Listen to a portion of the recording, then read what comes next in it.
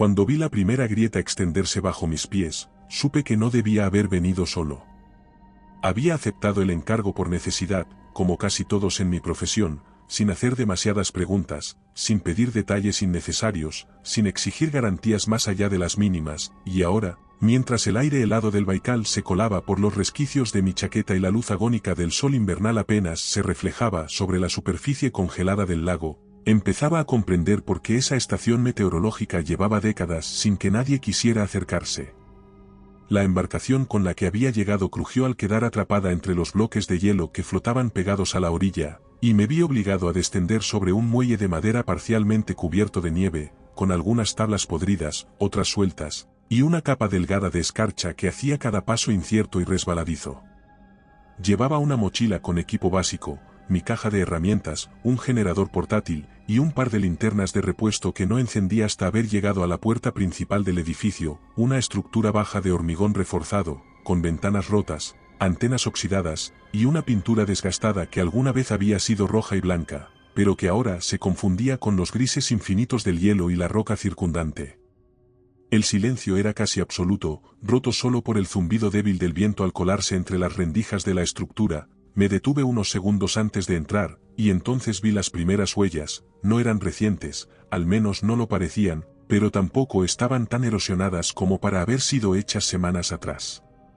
Eran profundas, largas, con una separación inusual entre cada paso, demasiado grande para ser humanas, demasiado estrecha para pertenecer a un vehículo, y con una forma que me desconcertó de inmediato. No eran redondas como las de una bota, ni alargadas como las de una pata de animal, sino una especie de surco doble con una hendidura central, como si algo hubiese arrastrado una estructura sobre la nieve, sin dejar una marca clara, sin ser muy profunda, pero repitiendo un patrón constante que bordeaba la estación, se alejaba hacia el lago, y luego regresaba bordeando el perímetro por el lado contrario. Encendí una de las linternas y avancé por el pasillo estrecho que conducía a la sala de control, donde la vieja consola de comunicaciones aún permanecía en su sitio, cubierta por una lona medio quemada. Me tomó horas revisar el sistema, conectar el generador, comprobar que las líneas no estuviesen cortadas, y por fin conseguí reactivar parte del panel, lo suficiente para descargar los registros de señal de las últimas semanas, que mostraban patrones extraños, impulsos intermitentes de origen subacuático que no coincidían con tormentas electromagnéticas, movimientos sísmicos, ni actividad de aparatos convencionales. Encendí la linterna y recorrí nuevamente el pasillo, y en el cuarto trasero, tras apartar un archivador que se deshacía al tacto, encontré una trampilla en el suelo, medio oculta, con una manija metálica congelada que tuve que forzar con el mango de la linterna hasta que cedió.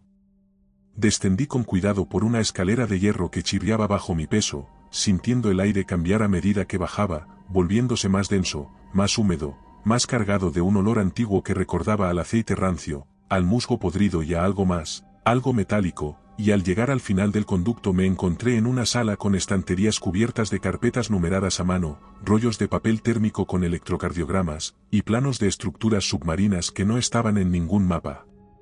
oficial, con coordenadas escritas en cirílico y sellos del gobierno soviético de los años 70, documentos que hablaban de una serie de sondeos abisales realizados en el centro del lago, con perforaciones de más de 1500 metros de profundidad y registros de actividad orgánica no identificada, acompañados por anotaciones que hablaban de resonancias autónomas, movimientos simétricos sin fuente externa y conductas de patrón que responden al ultrasonido.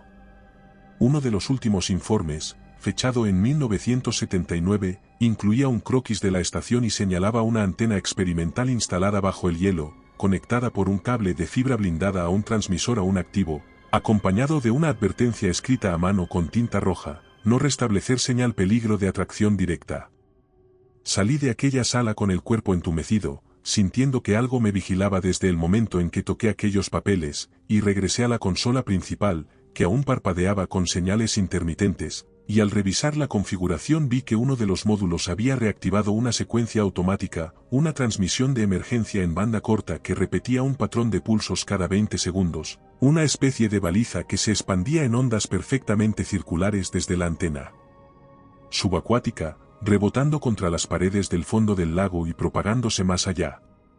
Apagué el transmisor con manos temblorosas, pero no sirvió de nada, porque el generador portátil había activado también una batería de respaldo enterrada bajo la estructura, y los sensores térmicos instalados por los soviéticos seguían encendidos, emitiendo señales débiles que, de alguna forma, se estaban amplificando sin explicación.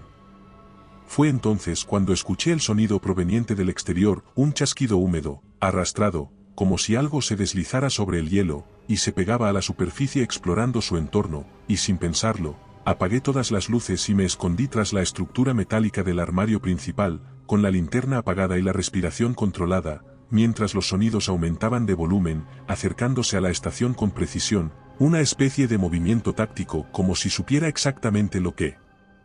estaba haciendo. La primera fractura del hielo sonó como un disparo, y luego todo el edificio tembló con un golpe que hizo vibrar las ventanas, las paredes, incluso las cajas de herramientas se deslizaron del estante, y una sombra opaca cubrió la entrada, una silueta que no tenía forma definida pero que se expandía y contraía como si respirara a través del hielo, y entonces la puerta metálica cedió con un crujido de bisagras partidas, y el frío se volvió insoportable.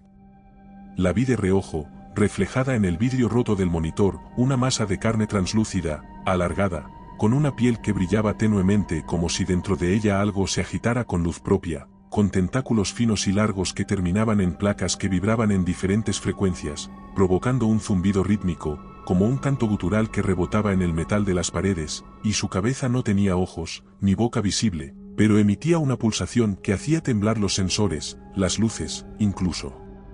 mis dientes. Avanzó lentamente por el pasillo, desplazándose sobre el suelo sin tocarlo del todo, como si levitara a unos pocos centímetros, arrastrando consigo un olor salobre y ácido que hizo que los ojos me ardieran, y al llegar al centro de la sala principal se detuvo frente a la consola, ladeó su cuerpo de forma extraña, como si analizara el equipo, y luego golpeó con uno de sus tentáculos el panel de transmisión, provocando una chispa que incendió parte del cableado. Aproveché el caos para salir reptando por el lateral, sabiendo que el más mínimo sonido podría delatarme, y escapé por la puerta trasera, cruzando la nieve en dirección al pequeño cobertizo de emergencia junto al muelle, con los pulmones ardiendo y las piernas temblando, mientras detrás de mí se oían golpes, fragmentos metálicos volando, cristales estallando y ese zumbido. Logré cerrar la puerta de la cabaña con un cerrojo oxidado y me arrojé contra el suelo helado, jadeando, sabiendo que no estaba a salvo, que solo había ganado unos segundos, y mientras buscaba desesperadamente algo con lo que bloquear la entrada, mis ojos se posaron sobre una trampilla en el suelo, de hierro pesado, con un símbolo antiguo grabado en el centro y una palanca lateral que aún parecía operativa. La abrí, sin saber por qué, sin pensar siquiera, solo impulsado por la necesidad de esconderme o de entender, y descendí por otra escalera, la luz de mi linterna apenas se abría paso entre las paredes estrechas. Llegué al final y abrí una compuerta de seguridad que chirrió, accediendo a un pasillo inundado por una capa fina de agua estancada que cubría el suelo como una película espesa y viscosa, reflejando los tubos fluorescentes rotos que colgaban del techo, y avancé en silencio, cruzando las salas técnicas, observando los generadores antiguos aún conectados, los paneles de control cubiertos de polvo y musgo, hasta alcanzar la cámara de observación, una sala circular con ventanales blindados que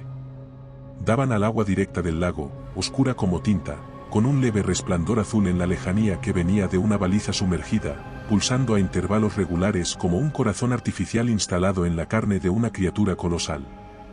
Y entonces lo vi.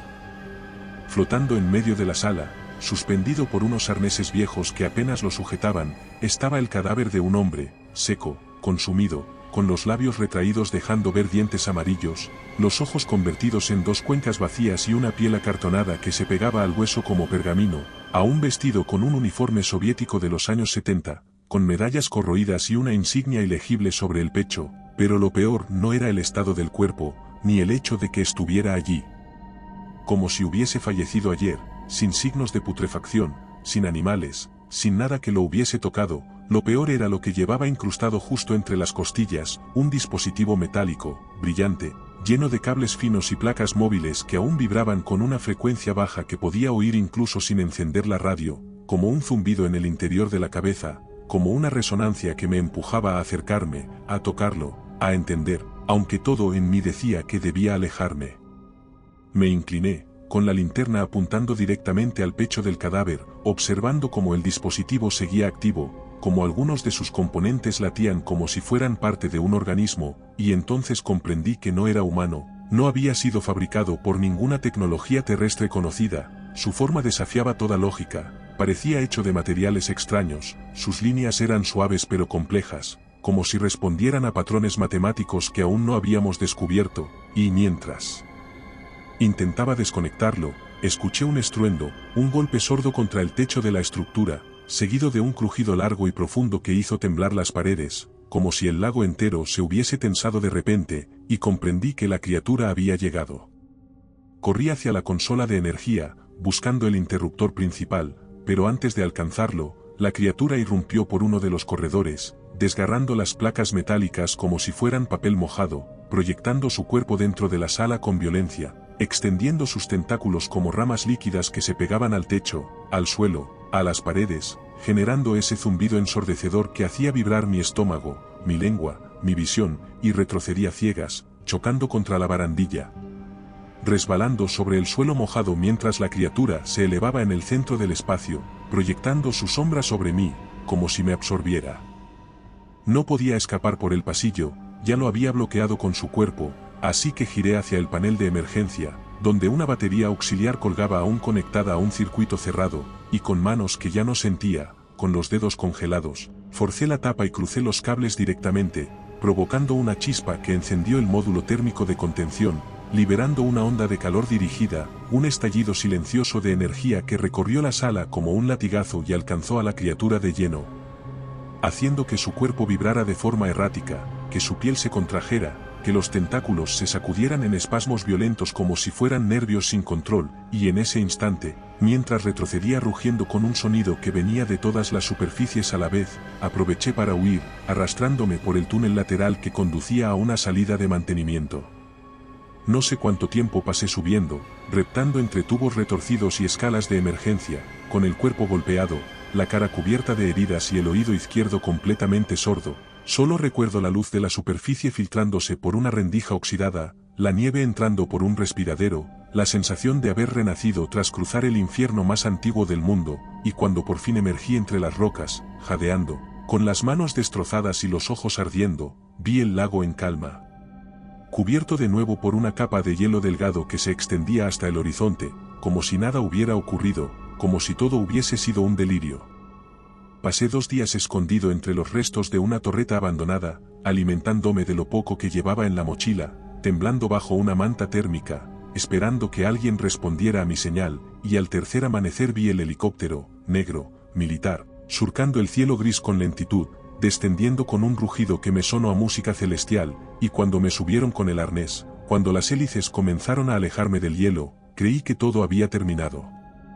Pero entonces, mientras el médico revisaba mis constantes y me cubrían con una manta gruesa, la radio portátil colgada de mi cinturón, aquella que había dado por estropeada tras la sobrecarga, emitió un chasquido, y su pantalla volvió a encenderse, parpadeando con una frecuencia irregular, una señal que no tenía origen humano, ni patrón reconocible, una secuencia de pulsos que se repetía sin cesar, como un canto lejano que ascendía desde lo más profundo. Miré por la ventanilla del helicóptero, hacia el lago que ahora parecía dormido bajo la nieve, y supe que no estaba solo, que nunca lo había estado, y que, quizás, ninguno de nosotros lo está.